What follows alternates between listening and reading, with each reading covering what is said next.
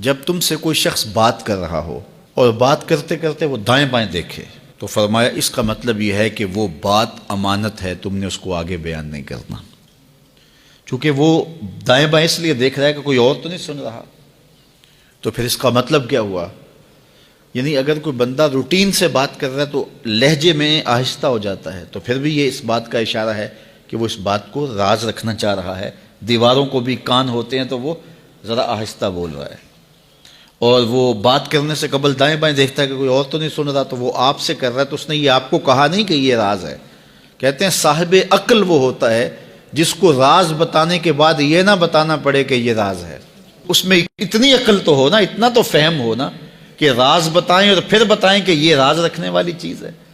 تو رازدار ایسا ہونا چاہیے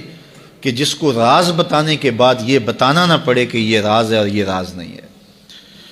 تو بہرحال وہ کچھ اشارے ہوتے ہیں جو عاقل سمجھتا ہے، اور یہ کوالٹی اور یہ خوبی اور یہ وصف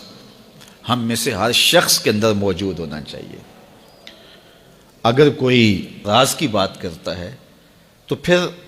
اس کے اعتماد پہ ہمیں پورا اترنا چاہیے، وہ راز راز ہی رہے۔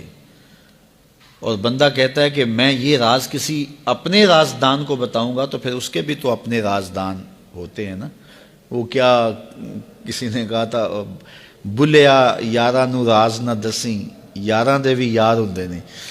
تو پھر یاروں کے بھی آگے یار ہوتے ہیں، پھر ان کے بھی آگے پھر راز تو ہوتا ہی نہیں ہے، پھر تو وہ پھیلتا چلا جاتا ہے۔ تو آپ تک آ گیا، بس آپ تک آ گیا، وہ سینے میں سما گیا، ساری زندگی قبر میں لے کے جانا جو راز ہے۔ تو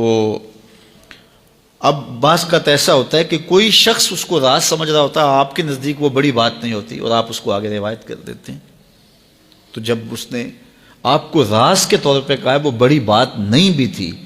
لیکن آپ اس کو راز رکھیں گے تو یہ بڑی بات ہوگی کہ اس نے راز سمجھا اور وہ بڑی بات نہیں تھی، لیکن آپ نے اس راز کو راز ہی رہنے دیا اور ساری زندگی اس راز کو جو ہے وہ فاش نہیں کیا ہے، تو یہ ایک بڑی بات تھی۔